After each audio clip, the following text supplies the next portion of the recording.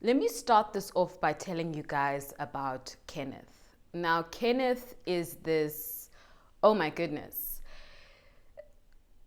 just the type of man a lot of women think they want. He's good looking, he's got that extra fit, built body, he's a gorgeous black man.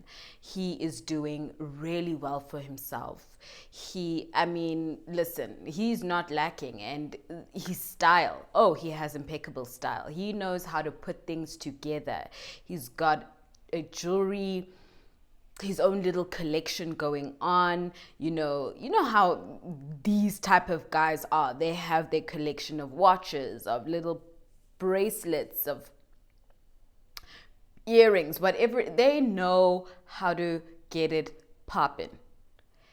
And that's who Ken is. He's that guy. He knows how to look good, and he takes care of himself. And he's got that personality where when he talks and the things he says, he's just so charming. When he talks, and he's just energy is very attractive. He's got a very, very attractive personality. You gravitate towards him. You cannot help but to, because he's got so much to say. And oh my goodness, have you ever met those type of men where when they say things, you're like, this guy is trouble? That's Ken. That's Ken. That's Ken. That's Ken. So Ken and Ntombi are dating for about 3 years. And oh my gosh, that's her baby. Ken is her baby. In fact, vice versa. Ken is also about Ntombi. He is all about her. And, after about 2 years of dating, they decide to move in together. Ken makes it a point to take care of Ntombi. He wants to spoil her, he wants to make her feel good, and he wants her to look the part. And Ntombi is the same. She just wants to take care of her man. Don't get it twisted. She knows how to take care of herself, even financially, but she's found somebody who's there doing all of these things. And, in her household, she was raised to believe that it's more important to really take care of a man, like be there to cook and to clean and to nurture him and uplift him. And that's the role she's chosen for herself and in this relationship with Ken. And so they kind of balance each other out that way, because she does everything to take care of him. She cooks, she cleans. Even when they're in bed even when they're in bed and Ken is fast asleep, she's got her hand on this man's head praying. She prays for herself. She's that woman. So one particular day, she goes grocery shopping and she calls Ken from the store, and she's like, baby, what do you want to eat tonight so that I know what I should buy? And he lets her know, I'm in the mood for some oxtail.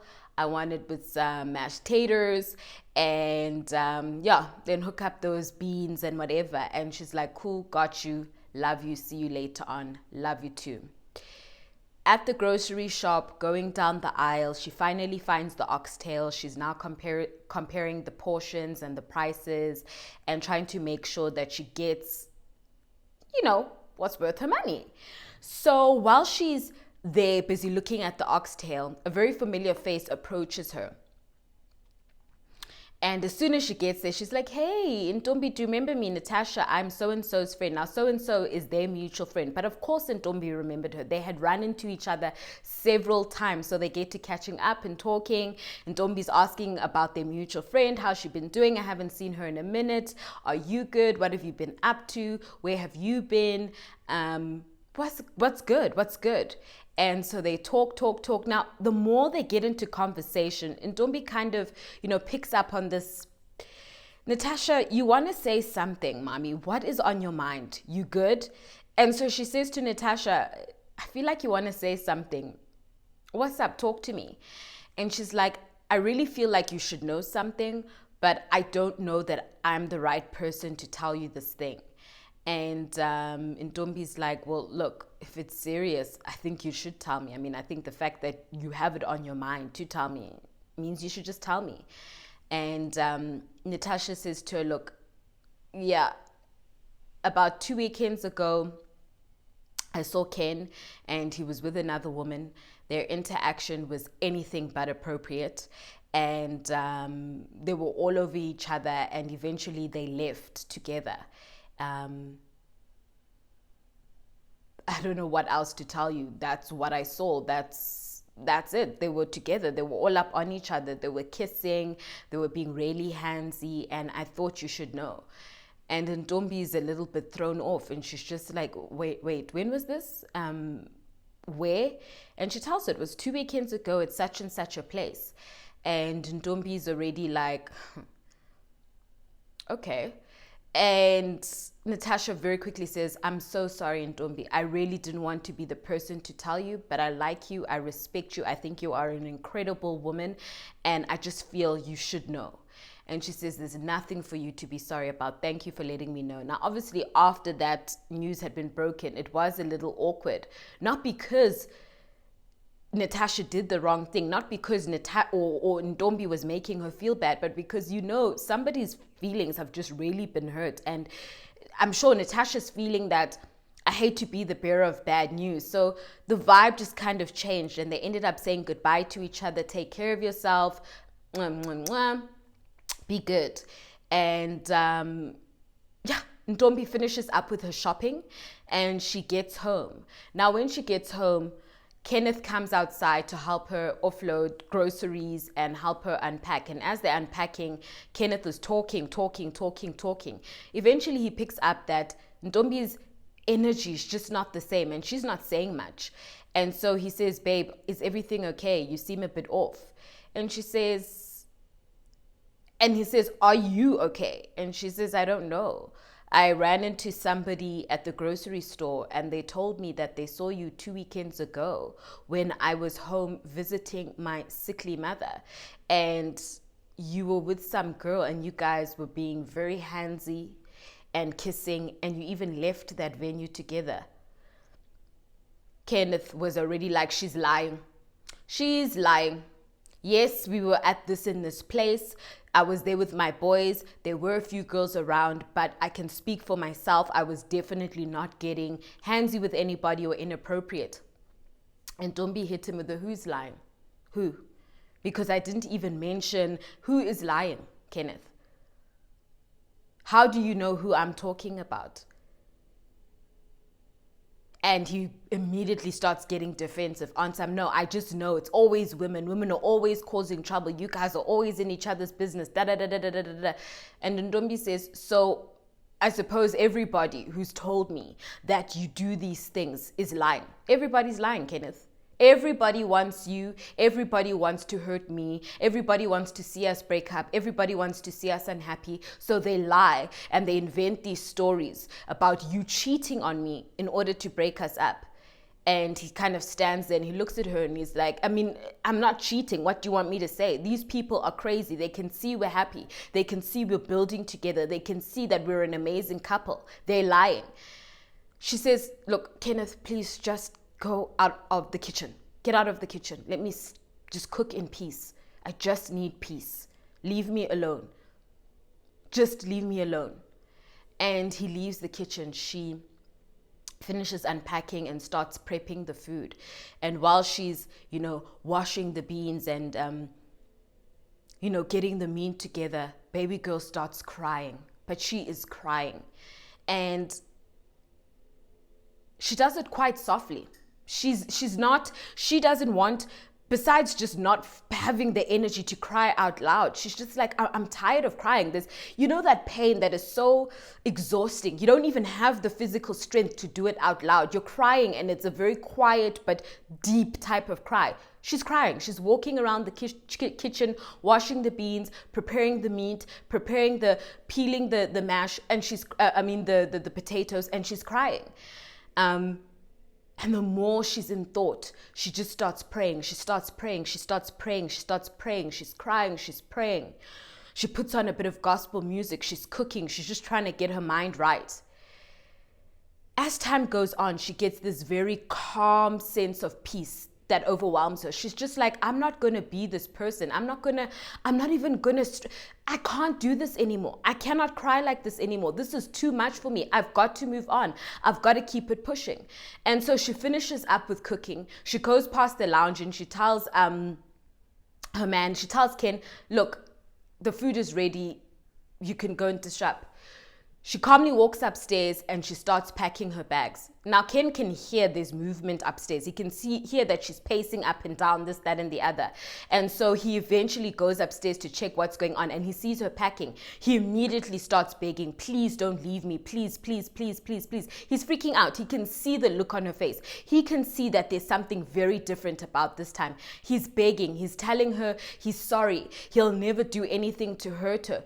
And she's like, but I thought you didn't cheat. And he was like, no, but I see that I shouldn't have even gone out like that. I shouldn't have been around women. I won't do anything like that again. She's not hearing it. She's private. She's just packing. She's packing, and it's so peaceful, and it's so clear in her mind that she's outie. She just continues to pack.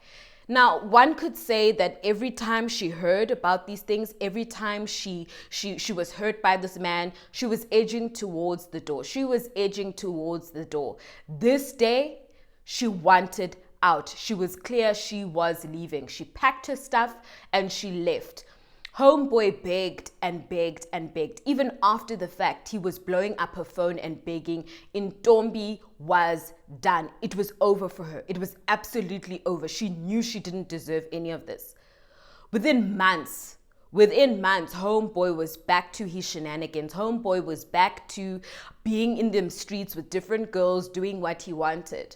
And a year later, he found himself with a woman by the name of Kanye. Now, Kanye was also a beautiful woman, business orientated, just about her coin, her bag. She matched Kenneth's energy financially. He knew that a lot of what he was giving her, she could give herself. He knew it. She was that girl. She was that woman. And he knew he had to give a lot more to this relationship to keep her stimulated and to keep her where he wanted her. And so he did. He did what he could to keep her and to please her and impress her. And very quickly, she grew fond of him. That was her baby. Kanye really liked Kenneth. She really liked him. He was like no other guy she'd really dated in the past. They were really feeling each other. And so they got into that space where now they've been dating for a minute. And one particular day, one of Kanye's business partners asks, can we please go and have a meeting about such and such and such? And so she suggests a hotel restaurant that she had been to a number of times with Kenneth as well. And the food is amazing. So let's just go there for lunch and have this meeting. And so they agree. So this particular day, she arrives at that hotel. She meets with her business partner. They're well within this meeting, talking about this, that, and the other. This is how we've got to do this. This is how we're going to implement this strategy, marketing, da. And they're talking. In the corner of Ntombi's eye, she sees something that, no, I can't possibly be seeing this. There's just no ways. There's just no ways I'm seeing this. She notices Kenneth walking through the lobby, hand in hand with another woman, and they make their way to the elevators. Now, obviously, you're only going up. You're only going to the bedrooms. And she watches him. But she decides, you know what, I'm not going to bring my personal anything to this business meeting. I'm going to keep it cool, calm, and collected. And it's not for him. It's for me. I'm just not about to do that in front of my business partner and let her in on this filth. And so she watches him. They go into the elevator. She keeps dead quiet. She continues with the meeting. Now, don't get it twisted. She was breaking inside. It hurt. This is her man. Okay? This is the guy she has grown to be very fond of. She really, really likes this person. She can't believe what she's seeing. She just cannot believe it. So the meeting is over. She decides to text him, and she gets in her car and she texts him and she said, I saw you at such and such a hotel, walking towards the elevators and getting in with some other lady. I hope you guys enjoy yourselves.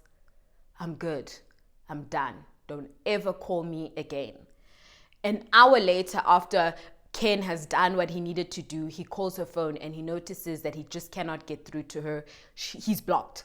He cannot get through to her. There's nothing he can do. He's calling days after, he's calling weeks after, he's calling, nothing. That was the last time he'd ever heard from Kanye. Last time. Months later, because he cannot keep it together, he's being left by these women, and particularly the woman who he's convinced himself he loves. Months later, he meets a woman by the name of Sibongile. Now, Sibongile is a very calm type of personality, very calm. In fact, she had a lot of Ntombi's characteristics, and he immediately saw it. He immediately was drawn to it. He immediately sensed it.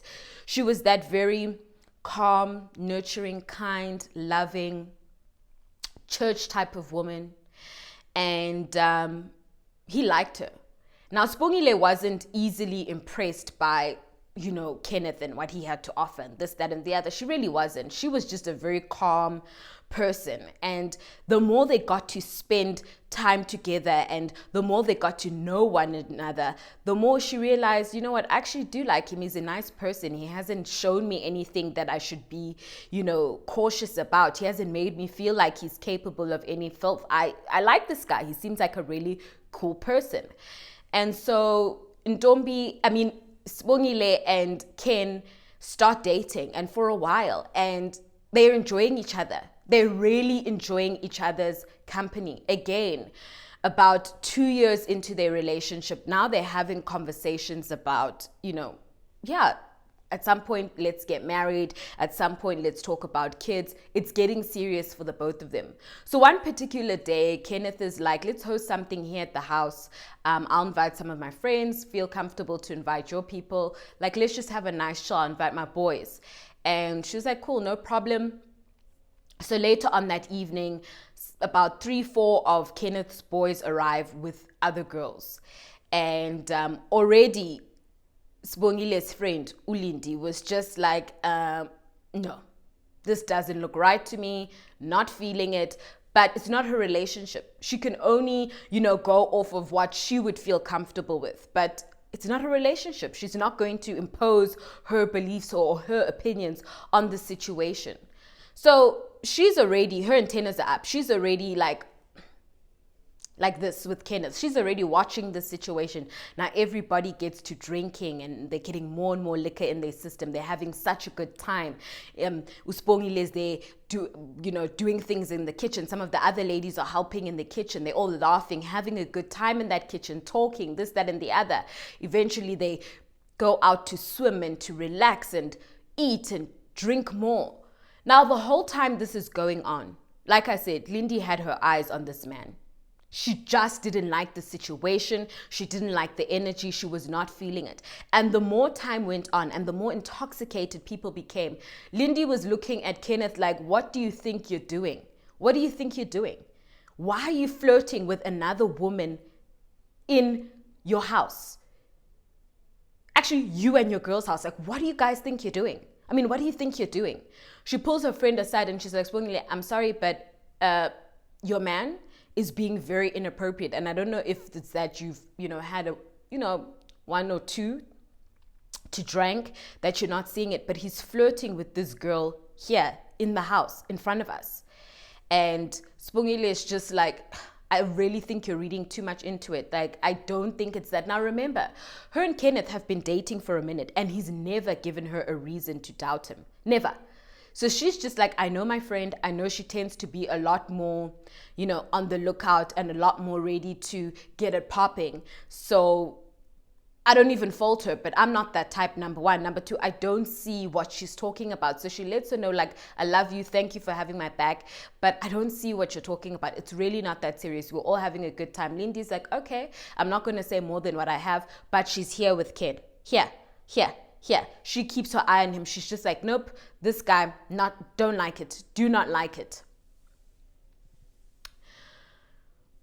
Maybe another 2 years after that, which would have been, 4 years into them dating. No. Another year after that, which would have been about 3 years into them dating, eventually Kenneth takes Sibongile away to a really beautiful place very tropical, very much in line with what Sibongile loved and what she had kind of suggested when, she spoke about wanting to get married or wanting to go on vacation, honeymoon vibe. So he knew his girl. He knew the type of vibe she liked. And so he took her to a place and he popped the question. And of course she said yes. I mean, they had been in bliss these 3 years. Again, he hadn't done anything to make her feel uncomfortable or make her question him. And so, of course, she was going to say yes. They'd been talking about living together. And at that point, they'd been talking about having children. They'd been talking about getting married. This was all part of the plan. And so when he got on his one knee, she was just like, yes, yes, yes, yes, yes. I love you. I want to spend my life with you. Let's do it. And so they came home. They broke the news to everybody. Sibongile and Kenneth are getting married. And they'd both decided they didn't want it to be a drawn out engagement. And so not too long after that, they got married. They had that ceremony. They were married. They were now officially a married couple. A year after that, which would have been about 4 or 5 years of them dating, she welcomes a little baby girl. And they welcome a little baby girl, and they're both so happy. They are so happy. This is everything that they had been talking about, that they'd been planning for. They really are just in it. They're feeling it. It's what they want. It's everything they wanted. And they adored her, guys. They adored her. She was the sweetest little thing. They adored her. They doted over her. They were just like, this is exactly how does this get any more perfect? So she's home, taking care of her baby, when one day Kenneth comes home and he is panicked. He is pacing up and down, pacing, looking stressed, looking uncomfortable, looking anxious, just not looking like Kenneth. And Sibongile has her daughter in her hand and she's like, baby, sit down. What's going on? In her mind, she's like, what is going on with my husband? What is stressing him this much? Baby, sit down. Let me talk to you. Let me figure out what it is. Let me see if I can help you. And he tells her, like, he sits down and he says, I really don't know how to say this to you. I really don't know how to say this to you, but I found out that about 5 years ago, which was kind of before I met you, really was, I made some girl pregnant and she had a baby and she didn't tell me anything. And I just found out that I'm the father of this child. She just told me today. She just came to where I was and introduced me to the baby. The kid looks like me. This is my child. There's no doubt this is my baby. And I'm just so confused because I don't understand why she didn't say anything. And it's been like 5 years. This child is 5 years old. Like, I don't know what to say. And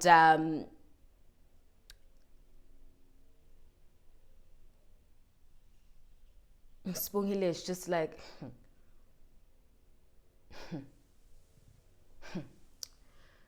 who is she? Who is the lady? And he's like, no, I don't know if you've met her. And she was like, just show me a picture. Who is she? And he shows her a picture. And sure enough, it's Mona, the very girl who was in their apartment a couple of years ago that Lindy had warned her friend about. It's that same girl that Lindy had said, your man is all up in your guys' house, flirting with another woman. You need to check that situation because this does not look good to me. And she's just like, So in the back of her mind, she's like, so my friend wasn't, seeing things. They had definitely had something, even if it was before we met, they'd had something. So she was just like, okay. And he's now talking like, what? I don't know. What must I, what, baby, what is on your mind? What do you have to say? And she's like, what do you want me to say? What do you want me to do? This happened before you and I started dating. That's your child. That's your child. You have to be a part of this child's life. You have to be a father to this child. The same way you're a father to our daughter, you've got to be a father to that little girl too. There's nothing I can say. It's not the child's fault. This was between you and the mother. And you guys, you have to come together and do what you need to do. And so he decides, you know what, she's right. I do need to be a father to this girl, even though I didn't know that she was pregnant. I didn't know none of this. I didn't know she existed. Now that I know, I have to do the right thing.